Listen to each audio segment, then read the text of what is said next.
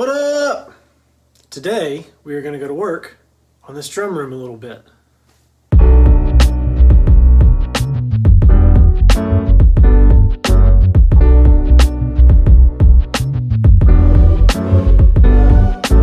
Well, welcome back to my life. On Friday we were working on a new song that I am calling Upload as a follow-up to Glitch.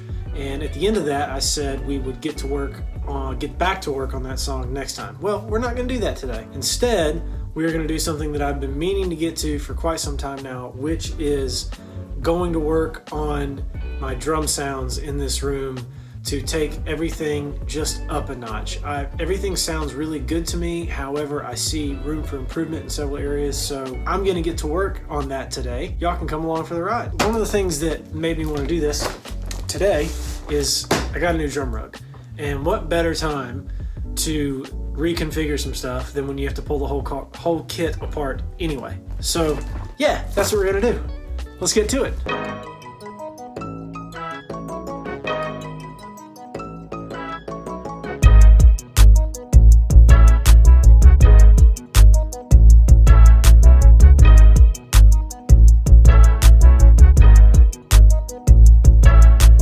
Drum kit's taken down. Tour rug is vacuumed and pulled up. That's one of the reasons I wanted to switch this out, is because the rug that I've been using down here in the studio is the one that I use on the road. And there's nothing wrong with that, it's just that it's all gross and nasty and full of spit and snot and blood and all the stuff that happens on tour.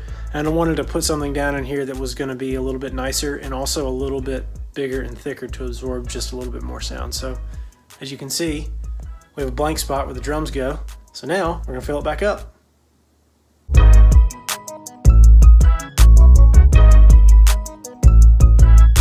We've got our new rug down.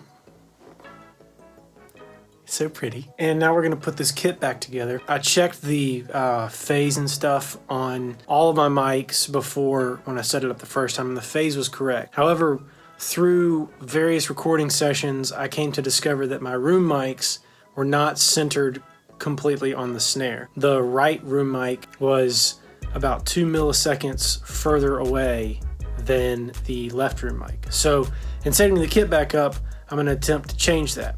And the way we're going to do that is we're going to measure the distance from the center of the snare drum to each room mic.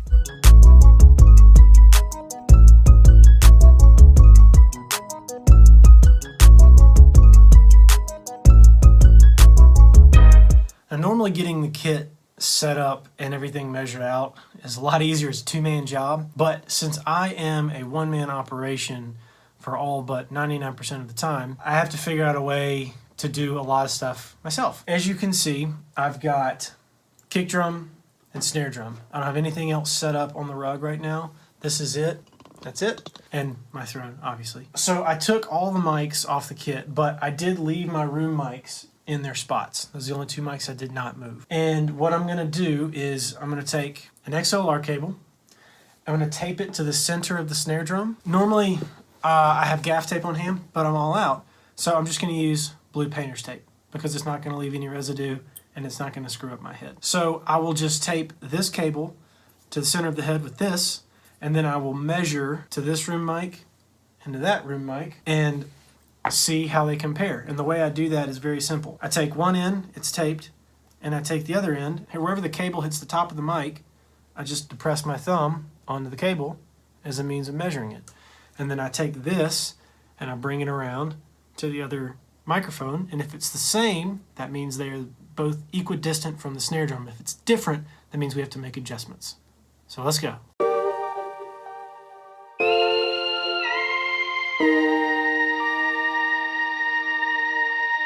All right, so we've got these room mics squared away. We had to do a little bit of adjusting to the game plan. The original game plan was to leave the mics in the position that I had them because I really liked the stereo imaging, and I also liked the tone I was getting out of the mics exactly where they were. However, I had the kit aligned with the room by the kick drum. I had the kick drum in the center of the room laterally. And then I have it about 2/3 of the way from the wall that it faces. So I get as much depth as I can without playing with my elbows hitting the treatment behind me. So I was gonna try to center the kit on the existing room, a room mic setup a little bit more than it already was. However, to get it to do that on the snare, what ended up happening is the kit ended up getting pushed a little too far out of center for the room in its entirety. So rather than do that, I brought the kit back a little bit towards the center and centered it on the combination of the kick and the snare drum. And I'm gonna move my room mics just a little bit. I don't foresee that I'll have any issues getting good tone out of them. If I was able to do it before, I'll be able to do it again. Now at this point, we're gonna put the rest of the kit back together.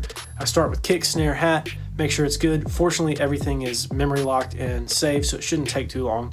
And then we'll mic it back up and we will check the phase on the overhead mics, making sure that they're in phase with the kick and the snare drum. And we do that using the same technique with the tape and the instrument cable, or sorry, the XLR cable. After that, we'll double check that we haven't moved anything for our room mics, and then we'll go back in and we'll check the phase in our DAW in Logic to make sure that visually we can see that it lines up. And then from there, we'll go to work a little bit more on reconfiguring drum sounds in the box. Let's put this kit back together.